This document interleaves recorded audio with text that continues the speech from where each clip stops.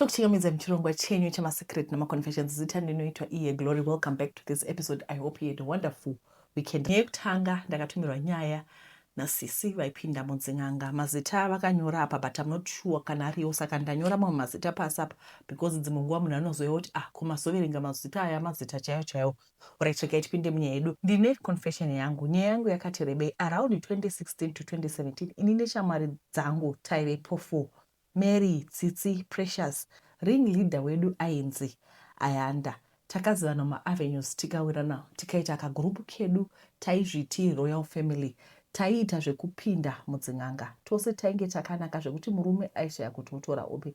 Taenda kutouchline territory. Ayanda group leader aisara kuflat sezvo aive ndiye aive mastermind wegame plan yedu. Taisangana neMbinga, ma well known business and influential people. Takataka kuita zvekuita blackmail these clients. Taitwa nakakechwa pautri wedu, taitoconvince client kuti haudi threesome here. Vazhinji vaibvuma kusangana ne2 vasikana ari wane murume. Chero anenge aramba taizongomuwana kuflat, uku ndiko kwaizoperera bhora redu. Client yaiudziwa kuti munoda here oral zviya zvemaadult movies. Varume vanozvida zviya, tapedza taizongomukomba tirifo kuti tipei mari. Pamwe anenge atorwa mapicture. Vamwe vane zvigaro musociety vaivhunduka votipa mari. Tete takaita mari from 20 mari yaizobuda ya 1.5 and above. Taigowana mari iya yatenge takaita that night per person. On a good day waigona kubva ne above 500 kana zvakadhakawo depending tabata client ine mari. Zvakatanga kunakidza, mari yainaka, wanted more. Pakati pedu pakatanga greediness tete.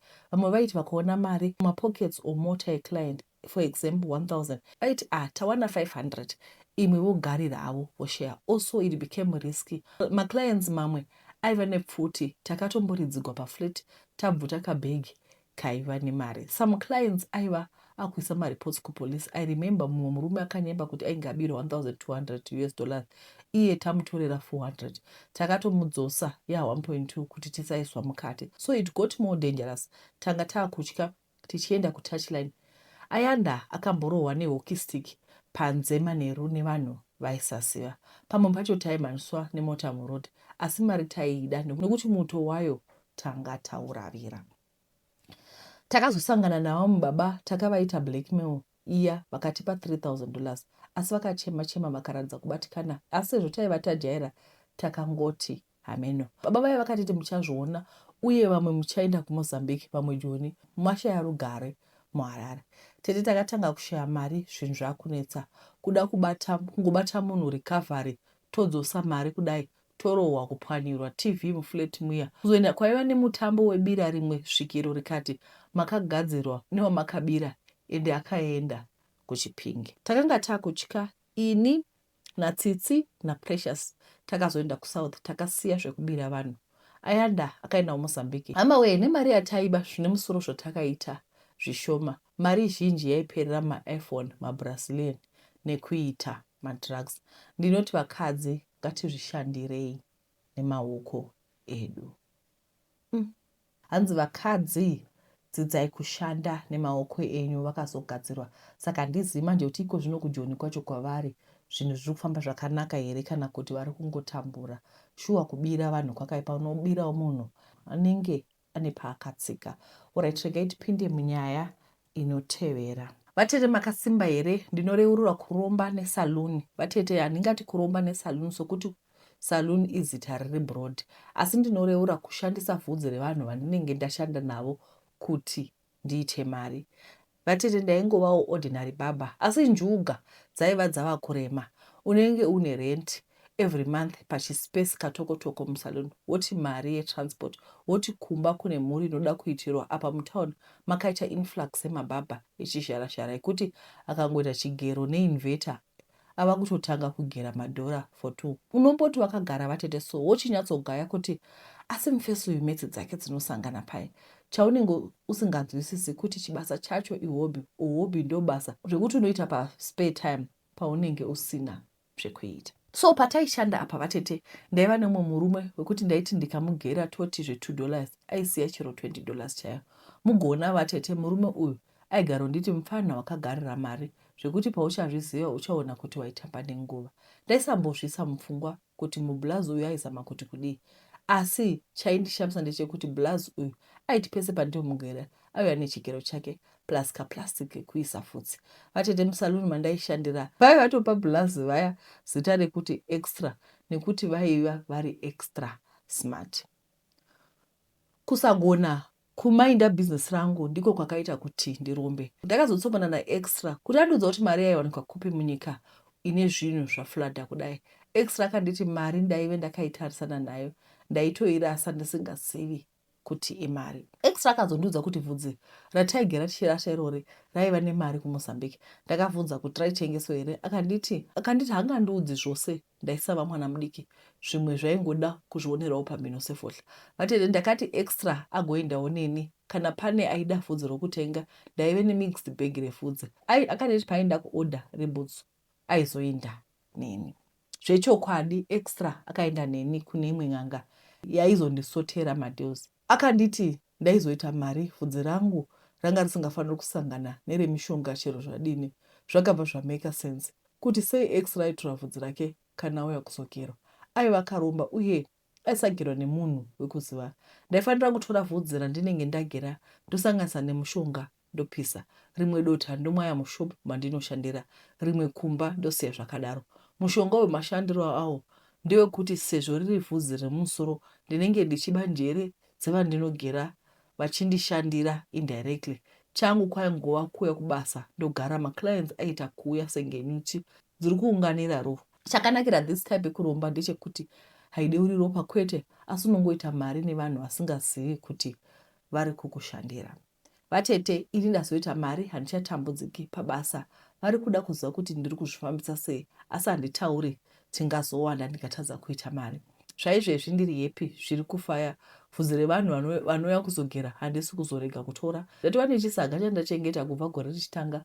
Pana December ipapo ndiri kudzokera naro kwasekuru kuti ndibve ndaita jaya mupfumi chaiye. Chikuru imari, ndokuti ndinoba bvudzi revamwe radova dhirama. Dai murive maitawo zvandiri kuita. Nhamo haina kunaka, unochembera nguva isati yakwana. Tazvinzwira zvataurwa munyaya iyi. Chandoda kungotaura ndechekuti soon after ndaverenga nyaya muchaona zvichaitika. Vanhu vanotanga kunditumira matext. Izvezvi handina rusororo nevanhu vanoramba vachinditumira matext. Hello, toda kubata mushonga. Hello, tibatsireiwo. Vedu vemhuri yeZimbabwe. Kandi hamuuyi here makaita sei? Ndiise here matext pamuone mascreenshot. It's real, people are doing this thing. Kana mapedza kubata zvinhu zviya mozoya muchiti kwai takabata zvinhu zviya zvazohlamuka kana takazvipiwa navatete nhingi because vatete kwai nhasi makusenda tumirwa meseji yange kanzi ndimoverenga nyaya dzevanhu vanoita zvekuromba. Ndikati wongosvika ndokumburawo nhamba dzemunhu 1 ndimbodii nditaure naye. Ndikati vedwe, unfortunately I'm not going to help you with that. Handikwanisi because it's against my ethics. It's unethical. It's against my beliefs. Kana mchida kuita zvinhu zvenyu itai zvinhu zvenyu. Panapa tinoverenga nyaya dzevanhu vari kuregreta kuromba nevanhu vari kuita zvinhu zvavo, asi kwete kuti inini ndikupei bodo. I'm not gonna do that. Alright. Regai tiverege inotevera rebhudi paipapa. Vatete ndauya pano sokuti ndinotenda kuti it's a safe space yekuti nditaurewo nyaya dzedu. Ini ndiri kuda kutaurawo nyaya yandakasangana nayo yandichavimba kuti one day justice will be served. Papa vakatondiudza point blank kuti you can't fight a rich man and win. Asi izvezvi nyaya dzacho dzimwe dzava kutanga kunyuka zvakare. Dai mavictim apapa tawaonawo justice. Nyaya dzacho dzakatombobuda, asi kuti mafollowers apapa aya they are willing to die for him. Vanouya pasocial media votanga kumudefenda. Vatete zvoita sekuti vakamanipulata brain, asi nehangu ndinoziva kuti hapana tisingaperi pasi pezuva. Kana iri mishonga nerimwe zuva uchabhururuka. Ndiri musikana aipinda imwe chechi yavamwe papa vane mukurumbira muno munyika. Vatete uchisvika pachechi everything seems normal, everything looks normal. Asi ndoda kutaura ndichiti hapana kana chiri normal. Ndichitori muchechi umu ndaisatoona uromu hwaitika umu. Asi pazvakazowira pandiri ndakazoona kuti yatiri kuti chichechi haisi chechi, itori cult disguised as a church. Muvambi wechechi iyi anoti hatisi chechi, maitiro edu haasi echechi asi ministry. Vatete, muchechi umu munoitwa mayouth activities akawanda. Kana usati wanzwisa mafambiro echechi iyi unoti this is a church with a difference. Ine shungu wekukurudzira vechidiki. Izvo kwete, it's a perfect hunting ground for mwene wechechi. So menzanisa pandakabatwa chibharo apa ndaive ndichangopedza high school takamirira maresults. So kuchechi kwakabva kwaitwa program yemaschool leavers yainzi school leavers club. Maitiro anga akaita club iyi yaita senge vana vachatsvakirwa mascholarship ekuendera mberi nechikoro. Rimwe donzvo reschool leavers club vatete apa vanoti raiva rekuti vana vagare vari busy kuti vasazorasikira kumadrugs. Pakalonjwa program iyi kuchechi, vabereki vakapemberera, mari dzikabviswa. Vachiti papa vari kuita chinhu chakanaka, izvo kwani tairedzwa sehove kuti tizodyiwa. So school leavers club iyi yaipota ichienda kuma-outings, dzimwe dzenguva tichinovatako ma-outing akaita secamping zvichingodaro-daro. Vabereki vedu vaitozvifarira, vatete yainge isiri secret. Papa vakati vaizoendawo kuchechi vachizonoanointawo vanhu kuti upenyu hwavo hufambe mune zvakanaka. Takaenda kucamp kuya 3 days tiriko, masikati aiswera maactivities akasiyana-siyana, pamwe mabible teachings, manheru vanhu votamba radio kurelaxa. Vatete camp iyi yaita 1 week, all expenses paid for by the church. Mamwe maexpenses papa vaitobhadhara nemari yavo inobuda muhomwe. Musi wechi4 vamwe vaenda kuredhiyo kwataiti kugigi. Ndakasara ndakavata zvangu murumu mangu, ndaive ndisinganzwi zvakanaka. Papa vakatuma munhu kuti sei vaisandiona kupati kwaive nevamwe. Ndakapindura kuti ndaisanzwa zvakanaka, ndaive neperiod pain mudomo mangu maicheka-cheka. Ashakanipindura kuti vane period pain ndiyo vanotodikanwa napapa, aizovanamatira kuti jeko ripore. Ndakangoti kana nazvo ndikaramba ndakarara zvangu sokuti ndaisada kudisturbiwa. Ava manheru, I think kuma-around 11 ndainge ndakavata, ndakanzwa knock pado, ndikatobvunza kuti ndiani afamba usiku wakadai. Inzwi rakapindura kuti ndipapa. Ndanzwa kuti hausi kunzwa zvakanaka, ndauya kuzokuona nokusiya ndakunamatira kuti ukasire kupora. Ndakavhura door, zvechokwadi vaive vari papa. Ndakatoshamiswa kuti period pain ingada maprayers here, since chingori chinhu chekuti kana nguva yapera rinoperawo. Papa vakapinda murumu mangu vakati vainge vauya kuzosiya anointing. Vakandinamatira vakatanga kundibata zvisiri appropriate. Ndakatanga kuchedha ndichidzokera shure, vakanditi ndingatiza anointing. Pavaita anointing vaibvira ivo. Ndakavaudza kuti kana vakaramba vachiita zvavaita ndaizoscreama. Papa vakaseka ka-evil laugh, vakati chero ndikascreama hapana waizondinzwa. Ndakaona kuti chaiva chokwadi. Taiva mumashale, umwe neumwe aiva murumu make. Taizongosangana masikati for activities. Kuti nditize papa pavakapinda murumu mandairara vainge vabvisa makesi pado. I was trapped napapa ava murumu. Takatanga kurwisana napapa ava kusvika vandikurira simba.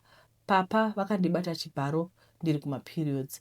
Humhandara hwakainda napapa.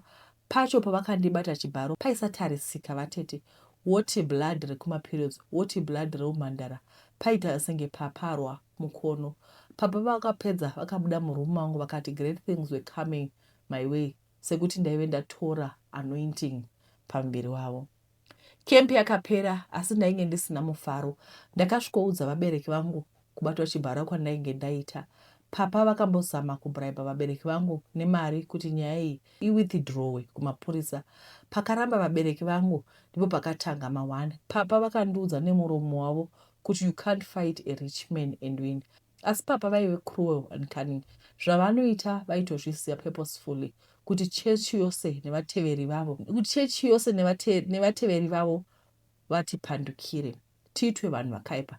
Aiwa, zvakashanda vatete. Family yangu yakaitwa smear campaign zvekuti takapedzisira tatova ma-enemies nemunhu wese aivatevera. Mastatement ekuti touch not the anointed aingopostewa. Mastatement ekuti ukariswana nezodzo haukundi. Asi chisina kuzama followers aya ndechekuti muzodziwa wavo aiviolata vanasikana, aiviolata vakadzi right under people's noses. Ende vatete nekuti aiva kachimasta chigame chacho aibva akunakirira nyoka meno. Family yangu yakabva yatanga kureceiva ma-death threats. Ndinorangara umwe musi takareceiva envelope yaive ine bara repfuti. Baba vangu vakaita decision yekuti tibve kuZimbabwe sekuti papa ivava vari powerful. Nyaya dzekubata vanhu chibharo dzakatombobuda, asi hapana zvavakaitwa. Ndingangoti vanofamba vachitoganza kuti haurwisani nemuzodziwa. Vatete, chokwadi chiripo ndechekuti vanoshandisa simba ravo zvisizvo, vachifamba vachibata vakadzi vevanhu chibharo, vachifamba vachibata innocent girls chibharo. vatete nekuda kwemathreats ainge ava kuitika kufamily yangu, baba vangu vakabva nesu kuZimbabwe takugara kuSwaziland, kusiya life yedu, kusiya mafriends edu, kusiya veukama kunoita vapoteri kune imwe nyika nenhau yemunhu akabata mushonga achivanda nechechi. Ndinoti mishonga sokuti pakabuda nyaya idzi vatete, vanhu vaiuya kuinbox yababa vangu vachitaura zvavainge vaitwa napapa. Itori mishonga unonzi Feast of Blood. Zvavanoita ndezvekuti papa vanoda kurara nemavhijini. Kana usiri virgin unofanira kunge uri kumaperiods. Kana uri virgin plus periods, sezvandaiva ndiri yaidova bonus kwavari. Mishonga yavo inoshanda neropa vatete, chiona minana nemari yavanoita after vashandisa vana vevanhu. Vatete ndinorwadziwa nezvandakaitwa napapa. Ndinorwadziwa zvakare kuvaona vachifamba mumastreets sekuti hapana zvavari kuitwa vachikanganisa vana vevanhu. Ende mumakemp aya vanotaimbira hunting ground yavo yemavhijini. Hazvishambisi tose takaenda kukemp takabatwa chibharo. Ende maasha avo anotoziva vatete. Ndosaka asha akakanda kastatement kekuti vari kumaperiods ndivo vavanonyanyo kuda. Vatete munhu angabvisa mari yake yemuhumwe kubhuka lodge kuti vana vaswere vachitamba nekudya zvemaBible teachings in disguise. Vamba ava vari kubhinya vanhu vakawanda, vachihwanda nechechi vatete, vachihwanda nemari, asika hapana chisingaperi pasi pezuva. Nerimwe zuva zvichavawanawo. Vatete ndizvo zvandakasangana nazvo ndikabatwa chibharo napapa. Ndinoziva vachauya madefender avo vachiti touch not the anointed, asi ndicho chokwadi changu ichi. Ndinowanepi pakunyepa kuti ndakabatwa chibharo. Vana mai nanababa vari pano, ngwarirai. Musangoti vafuvhuta kuchenda mhepo motevera. Isu taitozvipindira Salvation. Pasina chakaipa chaitika. Pakauya iwo uchechi ekunyuka sehowa, vabereki vangu vakatitora tikaenda kwapapa, vakandikanganisira upenyu. Handina hangu kubata chirwere unombo sokuti ndaive kuperiod. Asi dai ndakasangana napapa, ndaida kuvabvunza kuti why me? Vakandikanganisira upenyu. Zvino papa vane ma-spiritual fathers. Vanozvida fanda. Hapana zvema-spiritual father pai, mishonga nemhiko zvega zvega. The more yaanoita Feast of Blood, the more yaanoita mare nekuva untouchable. Asi hapana chisingaperi pasi pezuva. Chokwadi togara tichitya kusvika rini. Nyaya yakatumirwa paweekend iri email. Alright. Chandinoda kutaura ndechekuti why vanhu kana maenda kucamp kuchechi munotamba radio. This is weird. I've never seen a church camp inotambwa radio. If anything happens, should anything happens, mwana akabatwa chibharo, kazhinji kachona perpetrator anobva ati you cannot do anything to me. And because mwana zvinotangwa naperpetrator zvinogara mupfungwa, they instill fear in you. Hold on, you cannot do anything. Hamuna zvamunondiita ende muchakaura. Ende ndizvo zvitori zvinotovapo ende unodoudzwa ende you become powerless, unobvisiwa, unogujunugwa. Pane nyaya iri pano hanzi murume wangu onetsera kugeza mwanasikana. Makasimba here tete? Ndine nyaya iri kundinetsa. Ndakatoroorwa nemurume wandiri kugarisana naye. Murume wandinogarisana naye vatete hatina mwana. Ini ndine mwanasikana wangu Nicole wandakaroorwa ndinaye. Baba vaNicole havasi mupicture, handitozivi kuti varipi. Vakangoita hit and run ndokubva varova pasi. Vatete ndakambogara hangu after ndaona chitiko ichi ndaida kumbofema chaiko plus kuavoida kupindana neimwe sekwende. Pandakazosangana naPatrick vatete ndaive ndapora. Patrick raiva jaya ainge asina mwana. Vanhu vekufamily yavo vakada kumbotaurisa asi vakaudzwa point blank kuti ndiye wandacharudza, ndiye akadiwa nemwoyo, saka vaitofanira kuzvitambira sezvazviri. Vatete takagara hedu naPatrick. Kutaura chokwadi panga pasina chandaishora pana patso. Patrick anondida zvandinoona ndega. And we are a little happy family nemwanasikana wangu Nicole. Asi pane zvandiri kuona zvisiri kundiitira zvakanaka. Murume wangu Patrick ane kakufarira mwanasikana wangu Nicole. Zvimwe zvisiri normal. Handisi kuti Patrick avenge mwana. Asi nawo vatete zviriko here zvekuti baba vanoda kugeza mwana musikana ane 10 years atotanga kububudza kutoti tora tauro ndekugezese. Vatete nyaya iyi ndakamboitaura naPhineas. Nyaya iyi ndakamboitaura naPatrick kuti Nicole wakura, harisi zera rekuti agezesewe. sokuti ini mai vake handitomugezese. Vatete Patrick akatsamwa akati dambudziko randinaro ndinomuona sastepfather kwete baba vemunhu, ndosaka ndichimufungidzira zvisirizvo, asi hapana chaangaita mwana. Vatete ini hangu ndiri worried nebehaviour iri kuitwa naPatrick. Ko one day akangofunga kubata mwanasikana wangu chibharo, ko kana zviri zvemarichual, vatete ndinganzi ndiri wrong here ndikatora mwana ndikapa mai vangu kuti vamuchengete? I am very worried. Guys, makambozviona kupi kuti mwana ane 10-year-old girl anogezwa nadhedhi? This is strange. I know kuti it's love. Let's give him the benefit of doubt and say he's trying so hard to please a baby. But hakuna baba vanogeza mwana 8-10, hakuna zvakadaro. Alright, guys, tisati taverepinda munyaya inotevera. Toda kungotenda mukoma Miki for maglass. Mwari akuitire zvakanaka nekugadzirira vanhu maglass. Thank you very much. We really appreciate you. Vacho vakaorder maglass avo ari kusvika. Nyaya yepiri nyaya yekuti patinoita business handiti nevanhu, kana pamunotaura neni, pane nyaya yekuti munhu anogona kutumira message na12 midnight kana na10, especially vari kuno kuAfrica. Vari kuUK tohwisa kuti mune muri kumashift handiti, ndo time dzoga dzamunenge makasvinora mune muchishanda asi munhu anenge ari kuZimbabwe anokutumira message mausiku. Muri kuzviita even kumakambani, ende kana muchitumira futi mameseji unogona kuona munhu achingoti hai ndodawo maglass. What is wrong with you? You don't know how to talk to people zvakanaka.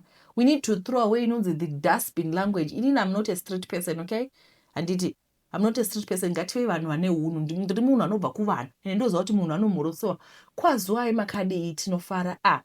Naida kubvunzawo kuti nyaya yemaglass inofamba sei. Pane ungonditi hai imika. Saka ngati let's just show respect handiti, even kuvanhu vateta semabusiness muchida kuzoga Starlink ungoti hai I need Starlink. Let's learn to be respectful. Ndoziva kuti vamweni muri vahombe kwatiri, ndoziva kuti vamweni muri vahombe kwatiri, it's okay.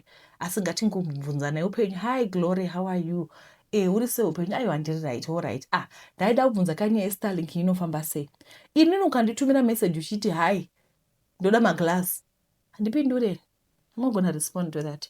Alright, regai tipinde munyaya yedu inotevera. Muri sei tete muchandiregerera ndichitaura chishona and everyday ndioteerera channel yenyu. Iri kundibatsira chaizvo. Ndinobva kuMalawi. Ndine 28 years, mother of 2.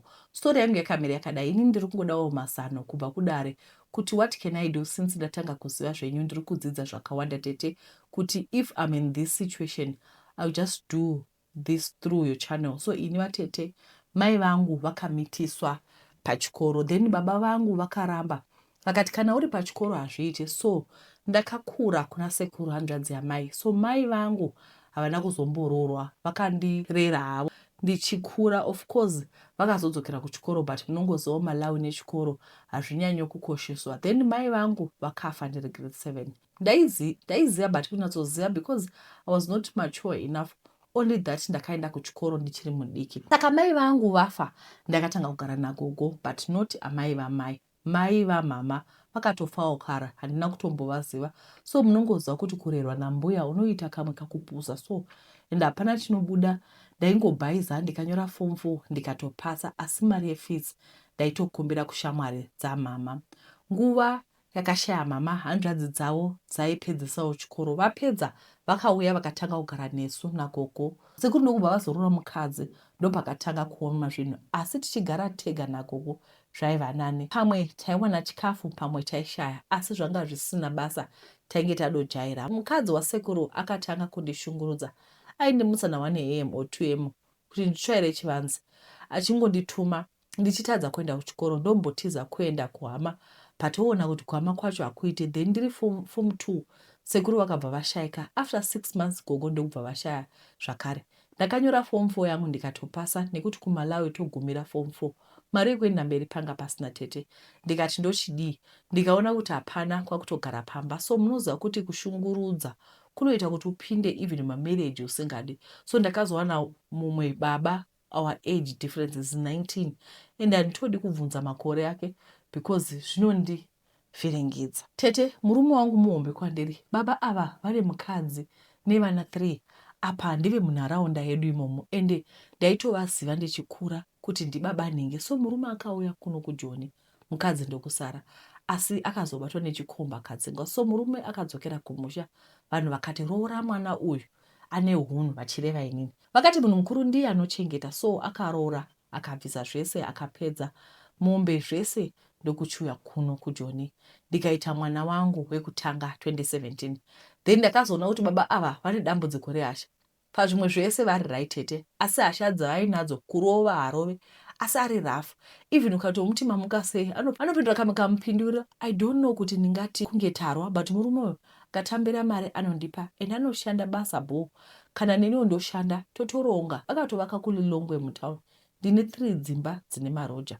Kuno kuJoni ndino motikari dzangu 2. Ndiri kungoona magariro acho tete, but even hama dzake dzinondida because ndinowana zvekutumira. Munongoziva hama dzemurume dzinoda shuga. Vanobva vati muroora, handina baba but vapenyu vakatoya mulife mangu.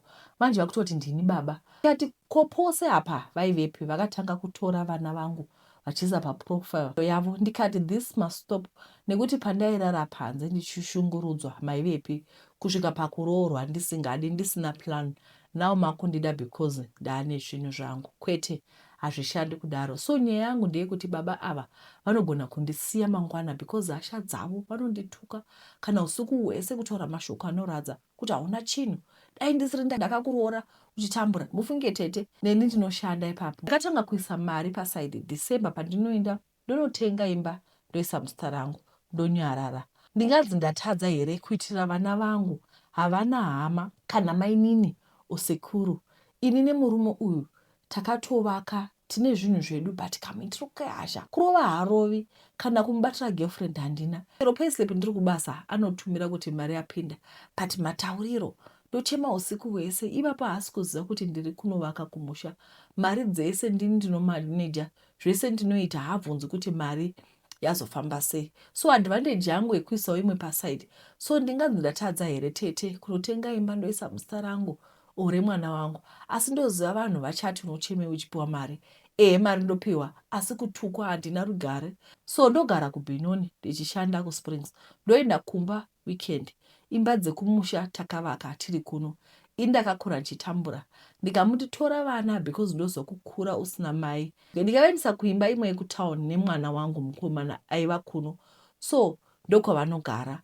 Ndongovaitira zvakafanana vana ivava. Ini every year ndoenda kumusha ndichitomuonesa kuti tiri pamwe chete, but iye kwakutora hanzvadzi yake imwe kwakuisa imba muzita ravo. Ndikamuti wadii kuisa muzita kana reumwe mwana, but akaisa muzita raSisi because tete ini ndoteerera nyaya dzenyu, because akafa nhasi anondidzinga handipagare. Ndogara pai nhasi zvikapera, so ndongoviga ndotenga ndonyarara. So ndinombozvibvunza kuti ndikabata ndoita sei. Ndosaka ndauya kwamuri tete ndipewo mazano. Alright. Munhu akatumira nyaya iyi, she's Malawian, but she was trying to write Shona. She was trying, it was an audio, you know, the translation part and trying to get the meaning. But ndo pane nyaya yapo. Wotenga imba woisa muzita mavo here kana kuti woita sei? Because vari kuti ini ndikabatwa ndogona kupinda ma1. Asi murume uyu akafa, family yake ichatora zvese. Sekuti izvezvi imagine baba ava vaisa imba muzita raSisi. For what? Ivo vane vana with another wife. Guys, sekuona kwangu mamarriage akasiyana nditi vanhu vanoziva mamarriage akasiyana uyezve takarogwa nevanhu vakasiyana. Ndakadorogwa, imi makadorogwawo. It's not a one size fits all. Unenge uchiziva kwaunogara kutoziva kuti ava kana zvinhu zvikadhakwa tori pama1. Asi sezvo vataura kuti vanoshanda ndova vachitora mari vachiisa pasaidi vachisefa, vongotengawo imba woisa muzita mavo, zvakaipa here? She's trying to protect herself. I don't know kuti munofunga kudii. Handidi kuzonzikwa iyi vatete munyengeri vanonyengera zvakaipa, because mamarriages hatifaniri kuita masecret, but pamwe pachona secret inenge iri survival mode. In case the spouse dies, you don't want to find yourself in the street. And handi tinoziva mabehaviors ema-Africans. Kana munhu afa unotoregwa zvose, kazhinji kacho kana pasina muchato. Saka she's trying to protect herself, that's all I can say.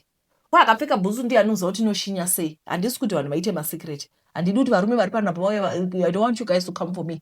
But I'm just saying kuti each and every one of us here, we know the kind of families that we are married into. Handiti pane vanhu vari vanogona kumira, then pane vamwe vanhu vasingagoni kumira vanobhuliwa. Yainotevera inyaya yaSisi vakamuka vari kumakuva, takubva taendera mberi. So kubva zuva iroro pakava nekusawirirana pakati pemhuri dzedu, asi ndakavhara kwazvo nekuti ipapo Mwari vakadayira munamato yangu. Ndakanga ndakurwisana nechandaiona pakaita nguva yakati rebei ndisina kumborwara, and everything went back to normal again.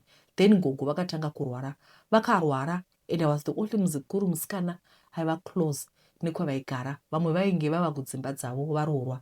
So one day ndakayozodedza bamunini vanova ndivo musara pavana, vakati mbuya vako havachagoni kugeza vega, ukuuya uvageze. Then I went, ndakasvika ndikaona vakawaridzirwa panze vakarara vachigomera kuratidza kurwadziwa, asi ndaiva nezibundu. Takavabatirana tikapinda navo mubathroom yedu. Handidi kunyepa, ndati ndakavarova vachirwadziwa kudaro, ndikavaudza kuti kutsiva zvese zvamakaita pandiri. Vakandipindura vakati hazvichatoiti my dear. So I cut ties with her, and bamunini after 2 weeks vakabva vashaya, but vakafa vachitambudzika. Then papera gore rese zvakatanga futi zvekuona rima, but this time it was worse. Apa I was in form 4. Ipapo ndakatanga kungorwara nemwoyo from Norway. It was terrible tete. Hapana kumadoctors kwandisina kusvika, but vachingoti hapana chatiri kuona.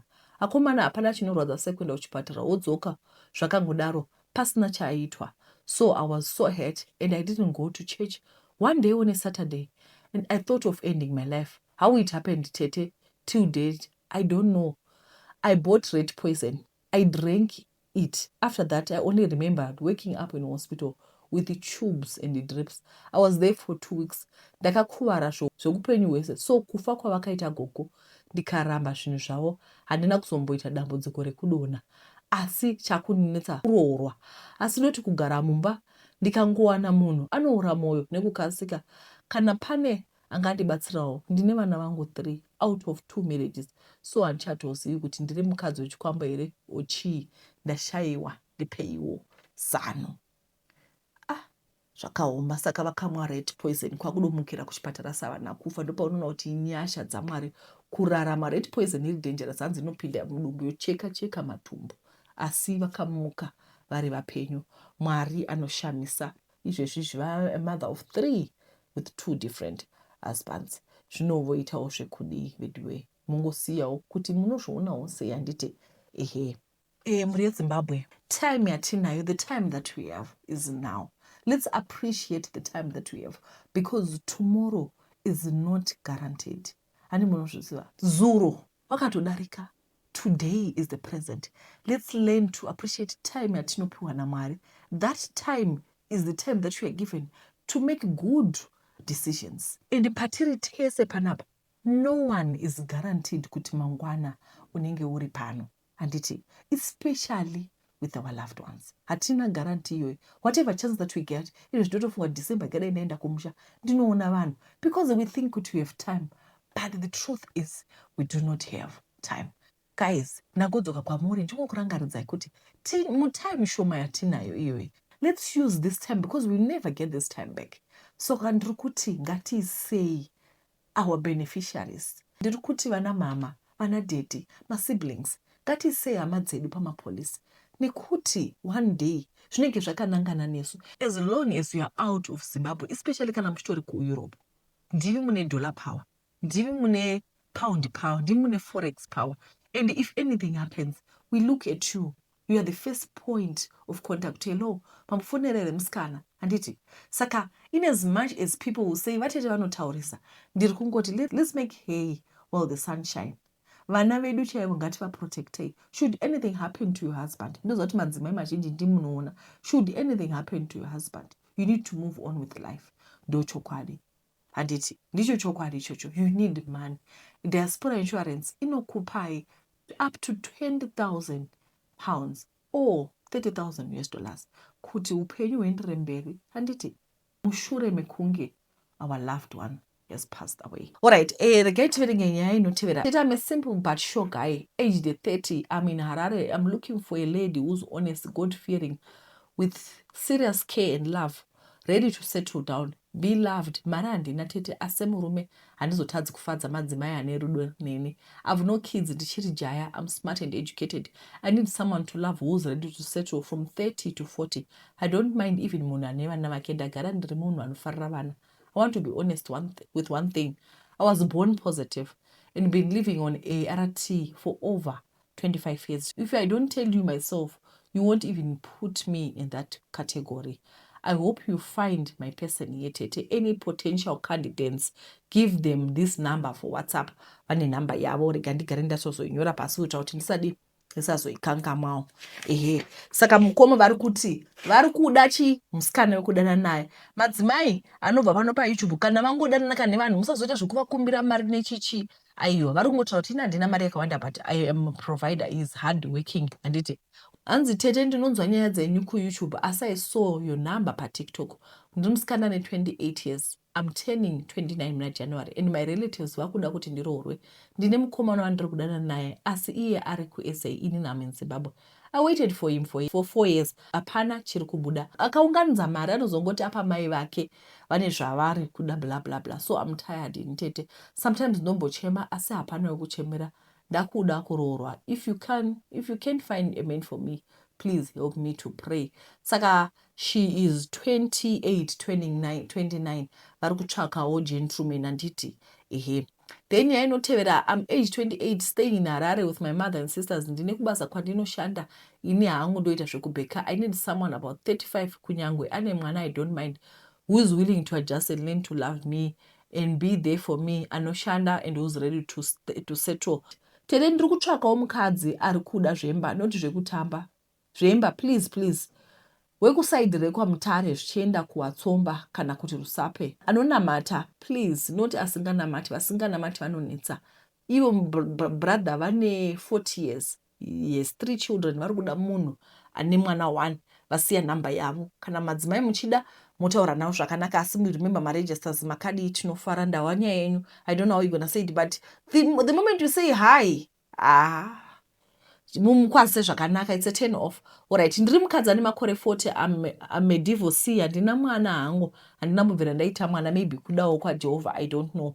Andi ndiri kutsvaka kufambidzana naye ane same status seyangu hake, chero ane mwana, it's not a problem drive, because kuchengeta mwana haisi problem since richitovawo basa rangu. Zverunaka pamurume hazvina basa Tete. Chandinoda rudo nekunzwisisa nekukunzana kunyanya. Ndinodawo ari kuda kuvaka musha, cause ndinowo ndiri kuda kuvaka musha. Ndiri kuBotswana anti I'm a maid and a nanny zvese. Please andiposi yangu ndiwanewo muvaraidzi vari kuBotswana ava. She's 40 and she's a divorcee. Havana mwana. Vari kuda murume ane respect, somebody who's respectful and all. Vari kuBotswana.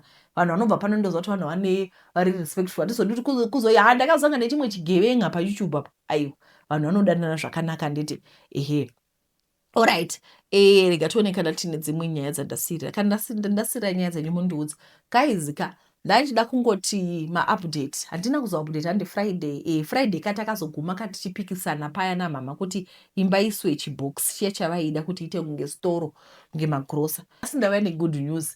Imba yakapaintiwa. Kwasara kuzongoita skating muzasi, but basically we are almost there. Ichangosara kuti vadzokere zvakare this week vari kuenda vachinoita skating, then nekupainta mukati, but basically we are almost done. Kana tapedza then tozoisa Starlink handiti zvese zvobva zvarongeka. Vati vachazotumira zvese kana zvapera, but current settings ndidzodzi. Kana kuri kuti muda kuvakirwa imba, Fabsa is there. They call them Fabsa. Indoiti Fabusa. They call themselves Fabsa. Fabsa is there for you kuZimbabwe handiti. Mazuvano guys, mari haitumirwi hama, mari haitumirwi vanhu. Why? Because unozoona anonzi mastori, usati ndi mastori isu. Kungotumira vanhu kuti vedu vema mukasei, da kuti munditengerewo maasbestos, mari ndaisa, votora mari, votenga maasbestos, vokutumirai maslip. That is the best way. Because kana kuri kuti should anything go wrong, vatumira vanhu vekumba mari. Kuzoendesana kumajere nekumadzikoti, zvinotinetsei. And I don't want to lie. Dzimwe dzenguva our parents they are entitled, because vanenge vachoti imari yemwana wangu rega ndingopecha, imari yemwana wangu rega nditopecha, vasingazivi kuti vakuda kudzosera kumasure. Plus zvetochinja watova married handiti. Saka panofanira kuti paite accountability. Saka kuavoida drama rose, ngatishandisei makambani kuvaka iyi inonzi Fabsa to the people. I've used them, I've sent them money. Ndovatumira mari direct, vachitenga vachiindisa kumba, vachi haya rori vonodeliver. Handinamboita dambudziko, vanhu vari down to earth, vanhu vanowisisa, vanhu handidi kunyepera, even mastarling clients avo ose zveshuwa vanonoinstalla. Pane vamwe vakatonditi vatete tatumira mari manje vasati vauya, ndikati aiwa vanenge vari bhisi, asi kuuya here vanouya, bhozi vanga vaenda kumachonyonyoko vachinopedzisa, asi vanenge vane mabasa akawanda, asi kuuya vanouya, ende vakadozoinda vakasvika vakadii, vakasvika vakavaisira. Vatomboti kana kuri kuti muri kuhla takakubirai takudlirai mari yenyu, chiregai tikudzorerei mozotiva kana tapedza kuinstalla. Vanhu vari straight forward, ndo vatiri kutsvaka. Veduweka, ndinokutendai nekuona episode ino. Mwari akuitirai zvakanaka. Tichadzoka zvakare nedzimwe nyaya muzuva rinotevera.